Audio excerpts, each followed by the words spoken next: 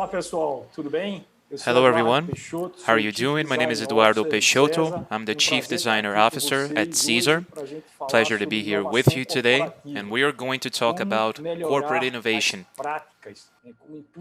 how to improve the practices and how to propel the best practices in innovation. So about Caesar, this is the Center of Advanced Studies in the city of Recife. Caesar today completes 25 years. It's over 2,500 projects that have been completed. We support over 200 startups. Some of them have turned into major companies, into important companies in the tech and communication information sector here in Brazil. And we have over 900 staff members. Last year, we got 300 new staff members that onboarded digitally. So we are growing exponentially here, and this is good news. Our main differentials: we have a school of innovation where we educate people to become transformation leaders. We have a focus on a design-driven process. We are always looking for a people-centric approach, so we tackle complex problems with innovative solutions, and we always try to keep a focus on what people need. We have an excellence culture, and we make open innovation. So in other words, we work in a network and we add different institutions and different organizations so we can provide solutions to the market. And we have a very solid governance model. It's a private institution, a non-profit institution, and we are proud to be from the Brazilian Northeast. So let's get to it. We are going to talk about innovation. And the thing about innovation is that sometimes we don't have a strategy. Sometimes we don't have a governance for innovation, which can be an issue. In 2019, we saw this research conducted by McKinsey that shows that organizations spend $2.3 trillion in R&D, and that is the equivalent of 2% of the global GDP. This is roughly the Brazilian GDP altogether. So that the Brazilian GDP is almost the same as how much companies invest on P&D. Of course, it varies on the sector. Pharma and high-tech are the ones that invest the most. Banking is investing quite a bit as well. And in Brazil, this level of investment should increase in the coming years. The problem is, when we want to create innovation in mature organizations, is that we have differences in different challenges, and we have different barriers that hinder innovation. So it's hard to achieve success in this way. The main barriers that we see today are that the cycles of innovation are accelerating very much. So the digital transformation process, which is actually essentially the access to platforms and to technologies, these are becoming ever cheaper, they are becoming more accessible, and we are accelerating the transformation processes and the operational models.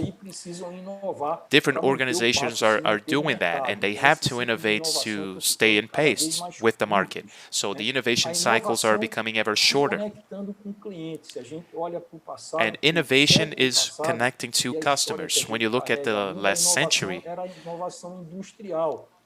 innovation was still industrial innovation. People, especially engineers and people focused on product, were conceiving products and then delivering to market. And then they created the market for that. Today the process is no longer like that. The process is connected to the customer. It's a people-centric process. So companies that are creating the offering work together with the customer, and they make it happen in a very cheap and transparent way, so that also accelerates the cycle of innovation. And there is a participation by the end consumer in the creation process, which presents a difficulty for the older companies. So projects don't have a lot of metrics for monitoring. As a matter of fact, the metrics for follow-up and monitoring innovation processes are quite recent. Most of the companies don't even know about these metrics. So In this case, it becomes really difficult to keep track of the process and to keep tabs on projects that oftentimes take more than a year to complete, talking about longer-term projects. And usually we only focus on today, to the detriment of the future. Many people look at incremental projects and not as much to projects that are going to enable us to survive on the long term. So we are always focusing on efficiency to the detriment of exploration. So companies that don't strike that balance can face some issues. So these are the main challenges that we face, and these are the challenges that most businesses are facing when it comes to innovation. Now, besides that, R&D strategies, they are not really clear in companies. There is not a real commitment. There is no real connection to the strategies of the company itself, you know, the core strategies. Companies are not really structured to think about what they have to deliver, how to do it, and how they go about it. Innovation processes are still somehow or another very chaotic when it comes to large companies. So in this case, we have a bit of a success that is way below the potential that we could have. Many initiatives are still concentrated on innovation activities per se, without having a proper structure, a governance structure. So the lack of governance really hinders the investment on R&D. Oftentimes, they fail. According to the Industrial Research Institute, for every 6,000 ideas that are incremental,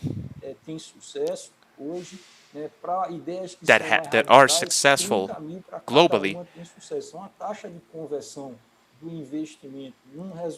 the rate of success is very, very low.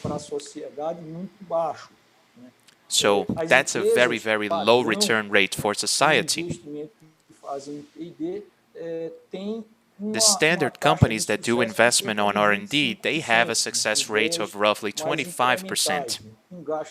These are more incremental ideas. And the rate of failure is roughly 46%. So 46% of the investment don't have a return. Companies that are more organized, that invest on the governance of innovation, they do innovation as a strategy, and they do monitoring. They keep tabs on the process, so they have more success.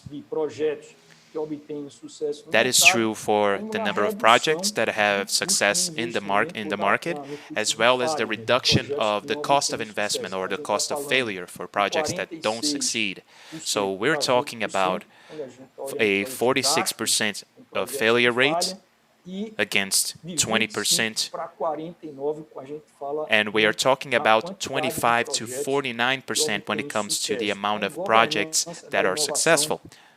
So the governance of innovation is really essential. It is crucial for the success or the efficiency of your investments when you invest in innovation.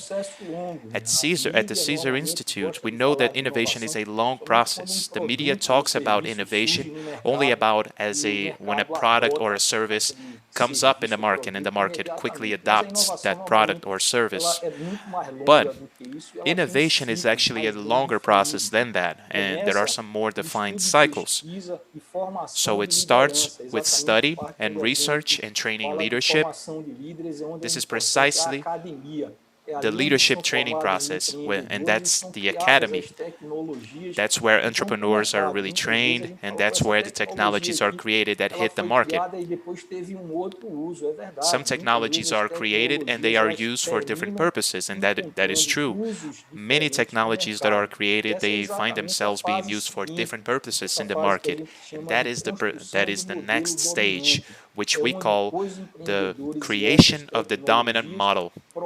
This is when entrepreneurs create technologies, and these technologies find their place in the market.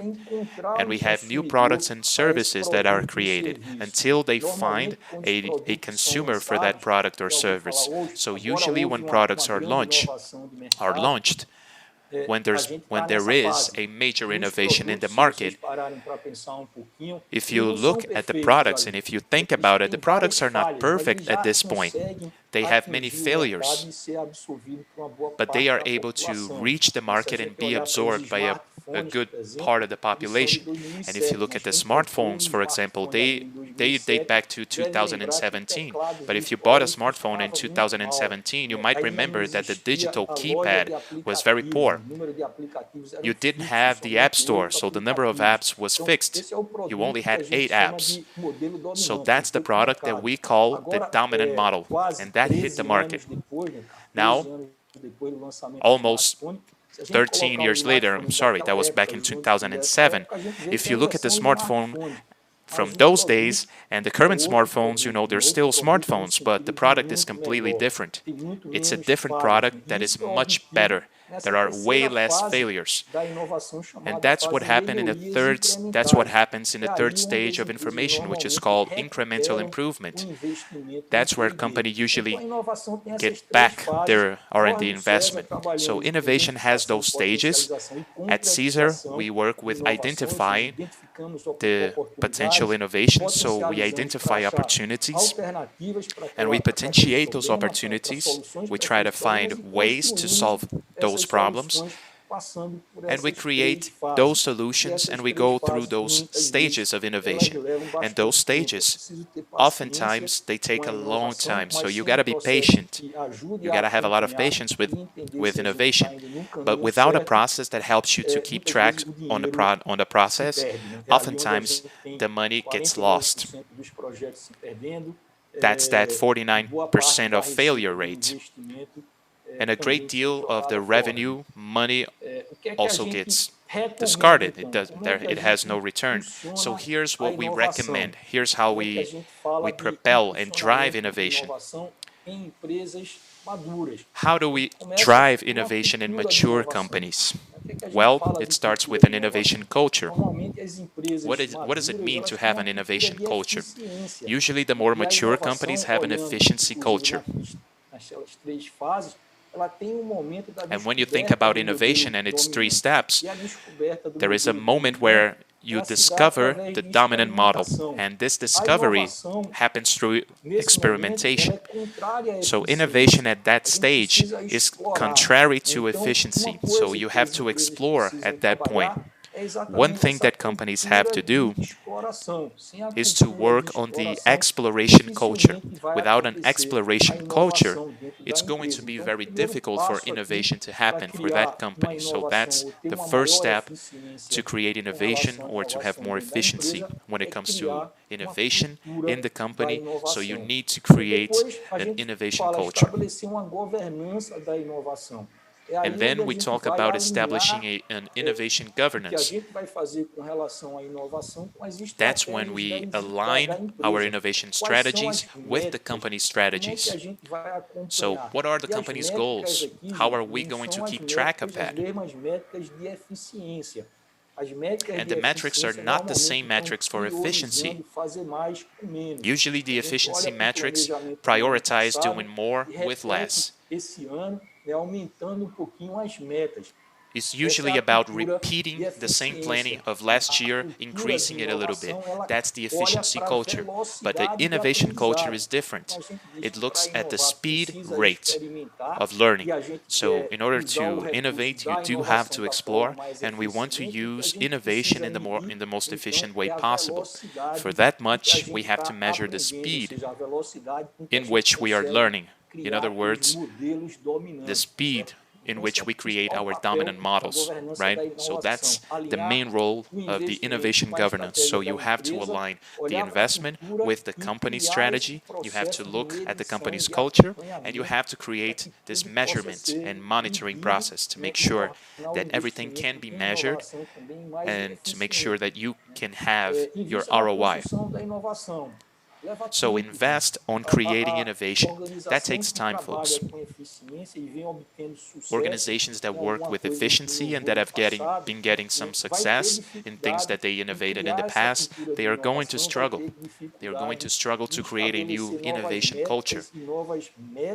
you have to establish new metrics and new goals to innovate. So that takes investment, that takes time, especially from the top executives. You need to create some space in the organization to make sure that innovation can happen. So these are the tips, very briefly. We just went quickly through those. Again, we are from Caesar. This is a non-profit organization. This is an innovation center where people can drive innovation in their businesses, and this innovation drives their business. So thank you very much. Warmest regards, and I hope we can see each other in person very soon. Thank you again.